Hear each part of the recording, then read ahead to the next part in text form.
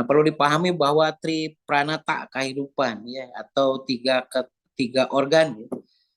Jadi disebut juga tiga ketetapan ya, atau tiga bagian organ penentu kehidupan.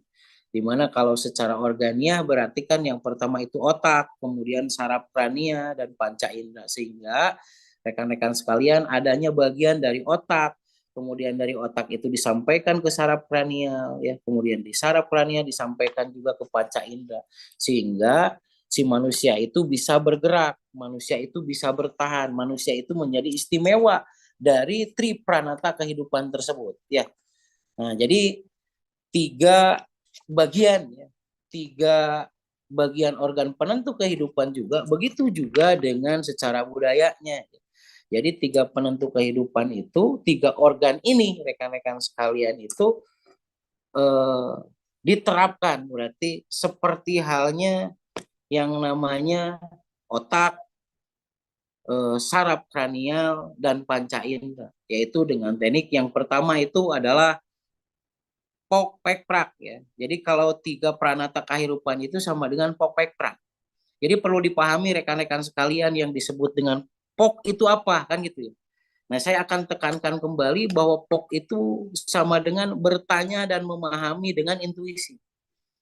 Jadi di zaman sekarang rekan-rekan sekalian banyak orang ya, banyak orang bukan di grup ini, banyak orang rekan-rekan sekalian yang sudah kehilangan intuisi. Bedakan antara intuisi dengan insting. Jadi kalau yang namanya intuisi itu adalah rekan-rekan sekalian ya, suatu proses memahami ya, memahami atau melakukan sesuatu tanpa melalui proses rasional dan intelektual. Jadi kalau seseorang itu melakukan atau memahami sesuatu ya tanpa melewati satu proses rasional dan intelektual atas satu uswah.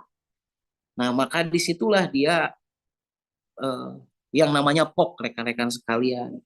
Jadi kalau ditanya orang nih, seseorang ditanya nih, apakah Anda punya intuisi? Bedakan dengan insting rekan-rekan sekalian.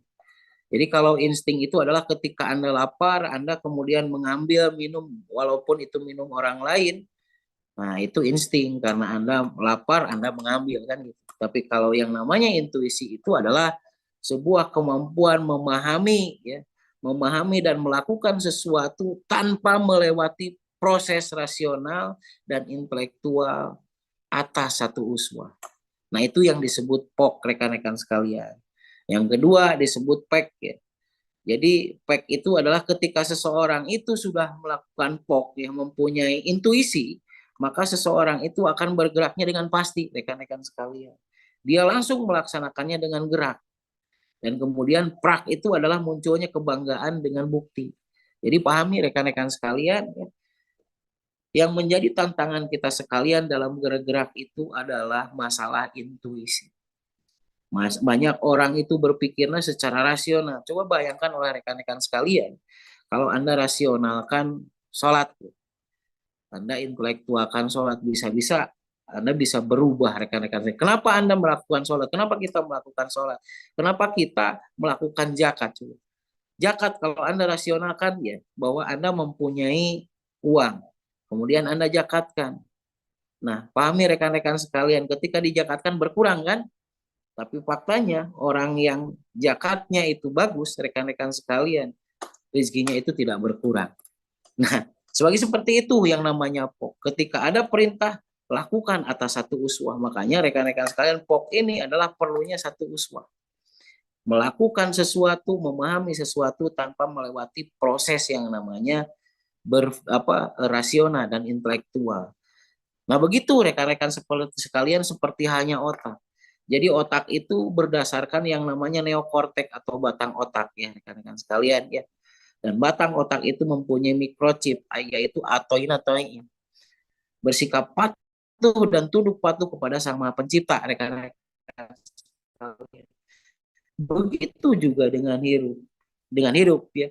Harusnya berarti yang harus dilakukan oleh kita seperti hanya otak, yaitu bertindak atoin. Atoin itu adalah dengan sukarela, berarti dia melakukan satu perintah.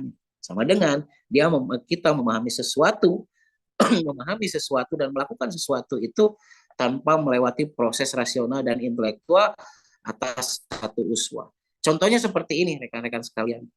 Ketika seseorang itu, kenapa kita harus sungguh-sungguh ya, sungguh-sungguh melakukan DJM terapi ini ya, dengan catatan bahwa kalau kita ingin selamat di peradaban sekarang di DJM terapi ini, maka lakukan momentumnya. Karena banyak rekan-rekan sekalian ya, semua juga sedang menyiapkan dari resesi global sekarang. Maka salah satunya rekan-rekan sekalian kita harus POK, berarti bertanya dan memahami dengan intuisi. Nah, gitu ya rekan-rekan sekalian. Yang kedua, berarti setelahnya kita mempunyai intuisi, bergerak tanpa melewati proses rasional dan intelektual atas satu uswah, maka yang harus dilakukan adalah segera kita melaksanakan dengan gerak yang pasti. Kalau misalkan Anda mempunyai, kalau Anda misalkan ada nih perintahnya apa, berarti itu adalah yang pokok, tapi dimanapun Anda berada, maka Anda harus melibatkan momentum tersebut di dalam gerak Anda. Mulai misalkan dari PNDAN, mulai dari KTA. Berarti dimanapun Anda berada, Anda harus melakukan ilmu ini, harus menyebarkan ilmu ini dimanapun rekan-rekan sekalian, tidak ada pilihan lain. Dan hasilnya pasti ajaib. Dan yang ketiganya itu adalah munculnya kebanggaan dengan bukti. Anda dari hasil gerak Anda buktikan dengan yang namanya tabungan ataupun koropak Anda. Maka dari situlah rekan-rekan sekalian bisa mengukur bahwa kemampuan Anda sudah di mana. Sehingga Anda nanti bisa menaikkan level Anda. Menaikkan level Anda dari sekarang sampai dengan ke sesuatu yang lebih baik lagi, rekan-rekan sekalian. Jadi, Popek Prak itulah Tri Pranata Kehidupan. Tri Pranata Kehidupan atau tiga organ khusus ya, atau tiga organ penentu di dalam kehidupan Pok, Pek, Prak.